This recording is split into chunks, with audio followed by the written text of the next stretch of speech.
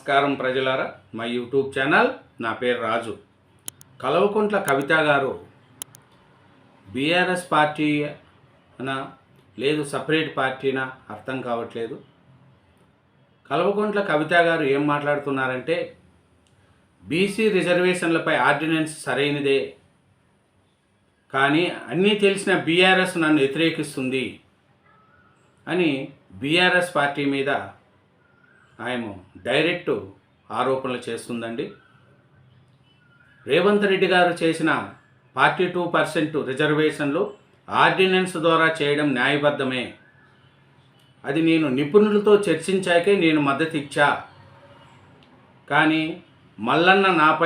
తీన్మార్ మల్లన్న నాపైన చేసిన వ్యాఖ్యలపై బీఆర్ఎస్ స్పందించకపోవడం చాలా దారుణము అని కవిత గారు అంటున్నారండి.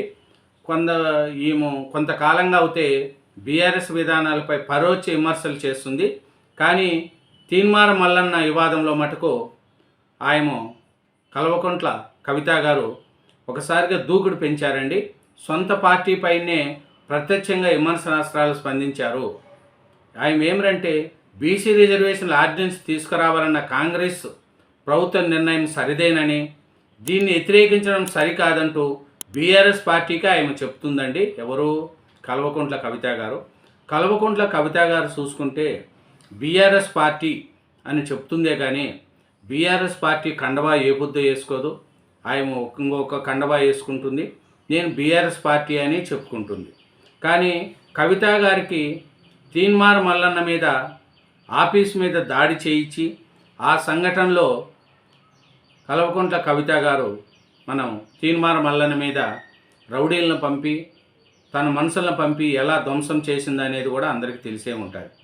కానీ దాని మీద తీన్మార్ మల్లన్న నా మీద అనుచిత వ్యాఖ్యలు చేశారు,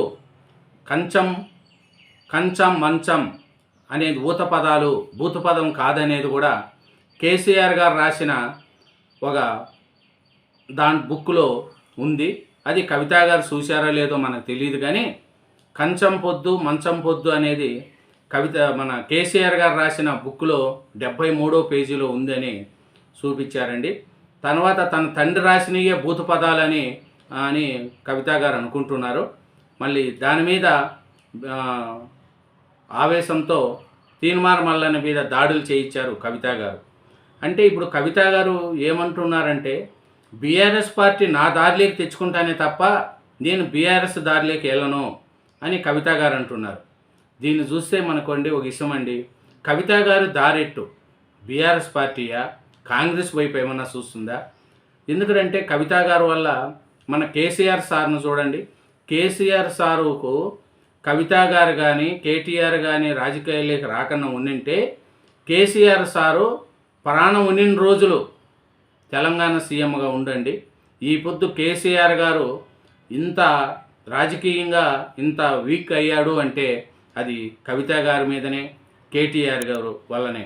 ఎందుకంటే 10 ఏళ్ళు పరిపాలిస్తే కవిత గారు ఎలా చేశారు ఏమనేది లిక్కర్ స్కాములు చేసి తిహార్ జైల్లో పోయి మన కేసీఆర్ సార్కి మచ్చ తెచ్చింది. అట్లే కేటీఆర్ గారు కూడా కాళేశ్వరం ప్రాజెక్టుల మీద అవినీతి, ఫోన్ ట్యాపింగ్ వ్యవహారము, కార్ రేసింగ్ కేసులు, ఇలా అన్నిట్లోనూ కేటీఆర్ గారు భాగస్వామ్యం ఉన్నారు. ఇది కూడా మన కేసీఆర్ సార్కి తలవంచుక. వీళ్ళిద్దరి వల్లనే కేసీఆర్ సార్ ఈ పొద్దు ప్రజల్లోకి రాలేకపోతున్నారు. కేసీఆర్ సార్ చూడండి, 10 సంవత్సరాలు ఉద్యమాన్ని నడిపిన వ్యక్తి. ఎన్నో ఉద్యమాలు చేసి ప్రాణత్యాగానికి సిద్ధపడిన తర్వాతే కేసీఆర్ సార్ వల్ల తెలంగాణ వచ్చింది, అది అందరికీ తెలుసు. కానీ 10 ఏళ్ళు పరిపాలించిన బీఆర్ఎస్ పార్టీ టీఆర్ఎస్గా ఉన్న పార్టీని బీఆర్ఎస్గా మార్చారు. తెలంగాణకు కోసమే పుట్టిన పార్టీ టీఆర్ఎస్. కానీ తర్వాత తెలంగాణతో పని లేదు, ఇతర రాష్ట్రాల్లో కూడా మా పార్టీ విస్తరించాలని చెప్పి దాన్ని బీఆర్ఎస్ పార్టీగా పెట్టుకున్నారు. కానీ అట్లా పెట్టుకున్న 10 ఏళ్ళు పరిపాలించిన టీఆర్ఎస్ బీఆర్ఎస్గా మారి దాని ఉనికే కోల్పోయే స్థితికి వచ్చింది.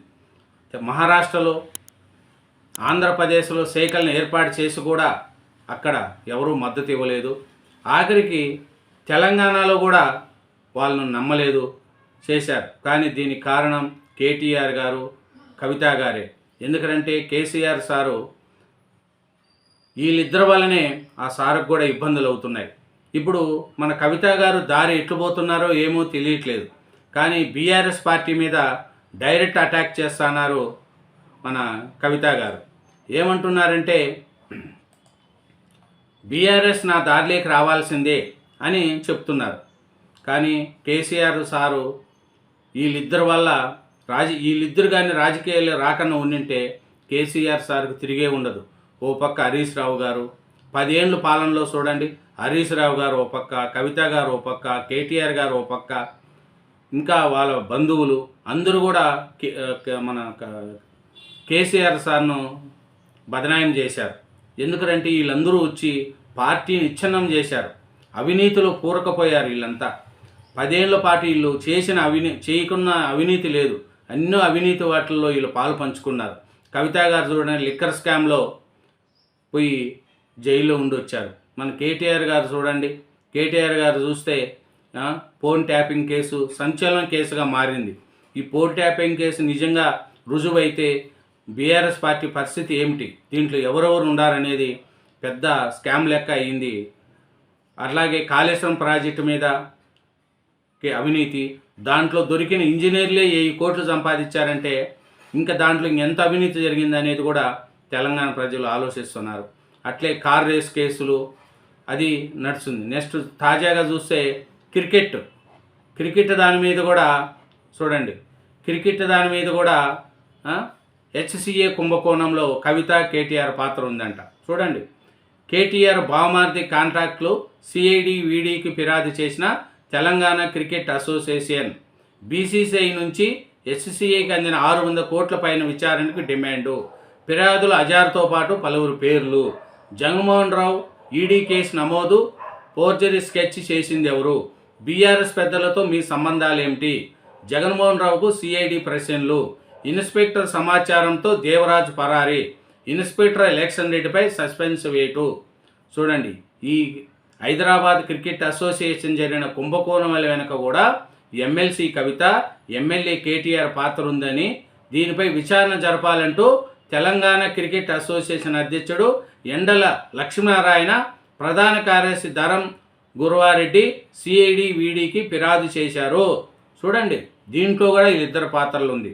కానీ ఈ పొద్దు కేటీఆర్ సారు ప్రతిపక్షంలో ఉండా కూడా బయటకు రాలేకపోవడానికి కారణం కవిత గారు, కేటీఆర్ గారు, హరీష్ రావు గారు, వాళ్ళ కుటుంబ సభ్యులు.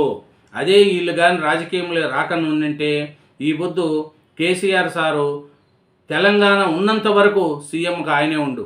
ఎందుకంటే వీళ్ళ వల్లనే పార్టీ బదలామైంది, ప్రజల్లో వ్యతిరేకత వచ్చింది. ఇప్పుడు చూడండి, కవిత గారికి సపోర్ట్ కుటుంబ సభ్యులే సపోర్ట్ చేయలేదు, మళ్ళా బీఆర్ఎస్ ఏం సపోర్ట్ చేస్తుంది? మీ కుటుంబ సభ్యుల్లో మీ అన్నగారు సపోర్ట్ చేయలేదు, మీ బావగారు సపోర్ట్ చేయలేదు, ఆఖరికి నిన్న కన్న తండ్రి కేసీఆర్ సార్ కూడా సపోర్ట్ చేయలేదు. అంటే కవిత గారి మీద ఎంత కోపం ఉందో, కవిత గారు చేసే చేష్టలు ఎవరికీ నచ్చట్లేదు. కాబట్టి ఇప్పుడు కవిత గారు దారి ఎట్టు కాంగ్రెస్ సైడా, బీజేపీకి అయితే పోదు. ఎందుకంటే బీజేపీ వలన ఆయన జైలు జీవితం గడిపారని ఆరోపణలు ఉన్నాయి. కాబట్టి కేసీఆర్ ఇప్పుడు కవిత గారు దారి సొంత పార్టీనా లేదు కాంగ్రెస్ వైపు పోవడానికి కూడా రేవంత్ రెడ్డి గారిని అనుమానిస్తుంది. రేవంత్ రెడ్డి గారిని కూడా ఏమో అంటుంది. ఏముందంటే సీఎం రేవంత్ రెడ్డి బొకాయిస్తున్నారు. తెలుగు రాష్ట్రాల సీఎం భేటీలో బనకచర్ల అంశమే లేదంటూ రేవంత్ రెడ్డి బొకాయిస్తున్నారని కవిత ధ్వజమెత్తారు. అదే సమయంలో బనకచర్ల ప్రాజెక్టును చంద్రబాబుకు అప్పనంగా అప్పగించారని ఆరోపించారు.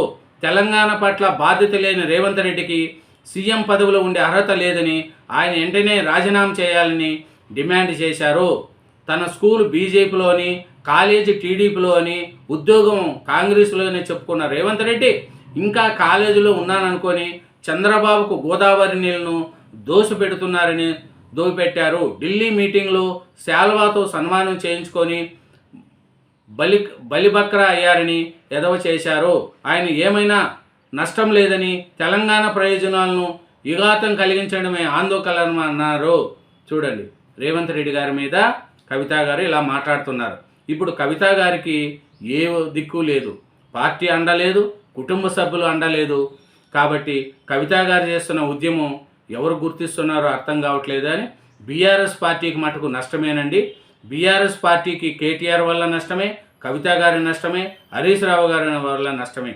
కానీ వీళ్ళందరూ రాజకీయంలోకి రాకుండా ఉండింటే కేసీఆర్ సారు ఆయన బతుకున్న రోజులు కూడా తెలంగాణ సీఎంగా ఉంటున్నారనేది ప్రజల్లో అనుకుంటున్న భావన అండి. Thank you very much. నా ఛానల్ సబ్స్క్రైబ్ చేయండి, నా వీడియోను లైక్ చేయండి. Thank you.